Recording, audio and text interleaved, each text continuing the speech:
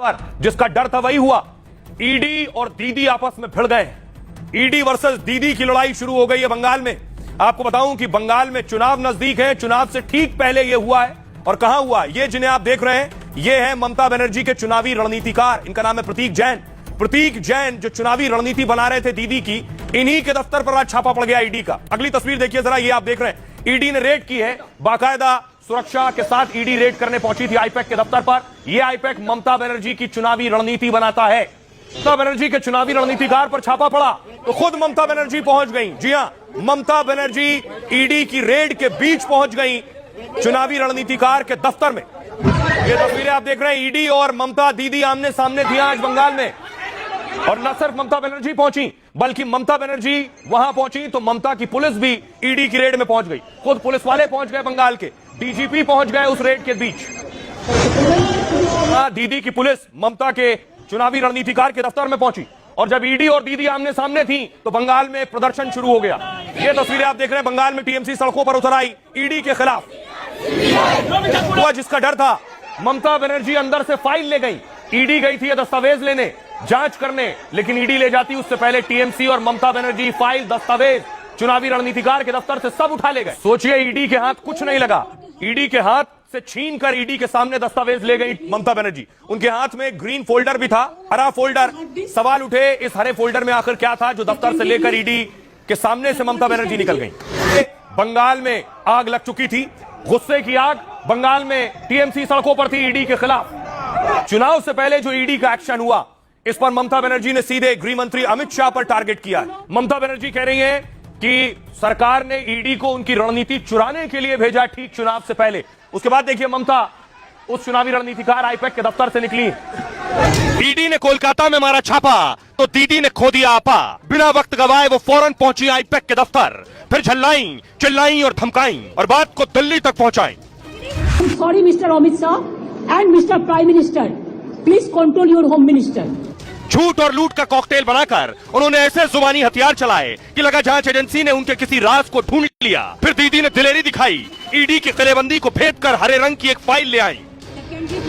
हम मांग कर रहे हैं ममता बनर्जी को तुरंत गिरफ्तार करके हिरासत में लेना चाहिए और उस फाइल को उद्धार करना चाहिए। फाइल पर कब्जा करने के बाद दीदी ने दौड़ा दी सियासी रेल। चुनाव से पहले अजब है बंगाल का खेल। तो बंगाल में एक तरफ ईडी पहुंची और सियासी पारा हाई है। सवाल यह हो रहा है कि ममता बनर्जी आखिर कौन सी फाइल लेकर निकली है। उस फाइल में क्या है, तस्वीर देखिए।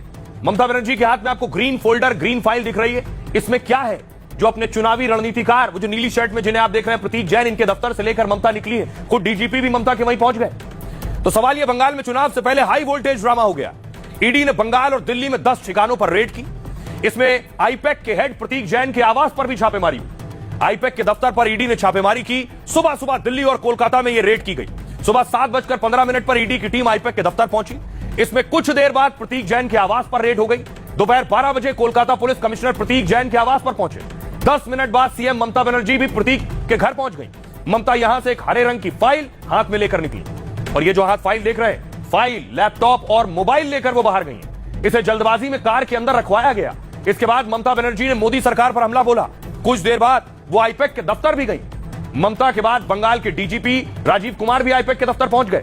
ममता ने सीधे गृह मंत्री अमित शाह को निशाने पर लिया। ममता का पार्टी के कागजात, डेट शीट पर कब्जे का आरोप है। गृह मंत्री अमित शाह हमारी पार्टी के दस्तावेज उठा रहे हैं, दीदी ने कहा। अगर मैं भी बीजेपी पार्टी ऑफिस में रेड डाल दूं तो चुनाव के कारण राज्य में एसआईआर के जरिए वोटर्स डिलीट किए गए, कैसे किसी पार्टी की हार्ड डिस्क ली जा सकती है? ममता ने पूछा, कैंडिडेट लिस्ट कैसे ली जा सकती है? पार्टी की रणनीति और प्लान कोई कैसे ले सकता है? यह कार्रवाई शरारती गृह मंत्री करवा रहे हैं, यानी खुद गृह मंत्री पर वो आरोप लगा रही। क्या राजनीतिक दलों के दस्तावेज एकत्र करना ईडी का काम है? माफ करें प्रधानमंत्री जी, कृपया अपने गृह मंत्री को कंट्रोल करें। ममता बनर्जी ने ईडी के खिलाफ एफआईआर की बात की। बंगाल पुलिस ने ईडी के खिलाफ 3 एफआईआर दर्ज कर ली है। बड़ी खबर यह है, ईडी के खिलाफ भी एफआईआर हो गई। ईडी पर धमकाने और जबरन घुसने का आरोप है। प्रतीक जैन की पत्नी ने भी पुलिस में शिकायत की है। तो जब भारत और अमेरिका के बीच टेंशन बहुत हाई है और देश के रक्षा मंत्री ने अमेरिका जाने से इनकार कर दिया, तो पाक आर्मी चीफ ट्रंप से मिलने और अमेरिका में डिनर करने पहुंच गए। मुनीर ने अमेरिका से हिंदुस्तान को परमाणु बम की धमकी दे दी है। वो भारत के डैम को उड़ाने की धमकी दे रहे हैं। तो मोदी से लेकर आर्मी चीफ ने करारा जवाब दिया है और साफ कर दिया, ये नया भारत है जो गोली का जवाब गोले से देता है और जरूरत पड़ने पर दुश्मन को घर में घुसकर मारता है।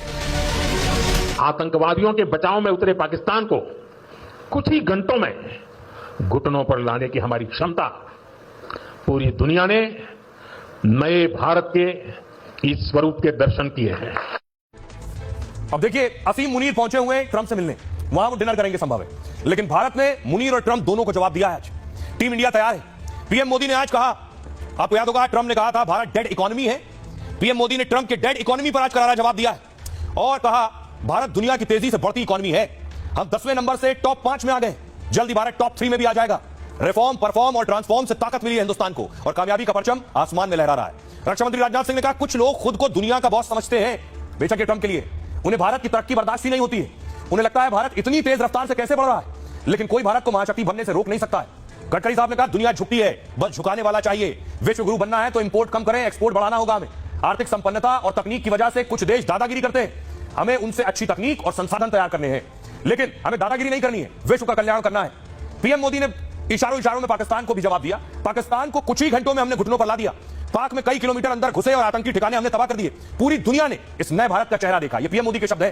तकनीक और रक्षा क्षेत्र में ये मेक इन इंडिया की ताकत है। पीएम मेक इन इंडिया की भी बात कर रहे हैं, यानी ट्रंप को जवाब और मुनीर को भी जवाब दे रहे हैं। राजनाथ सिंह ने पाकिस्तान पर कहा, आतंकियों ने पहलगाम में धर्म पूछ कर मारा था, लेकिन हमने उनका कर्म देखकर मारा है।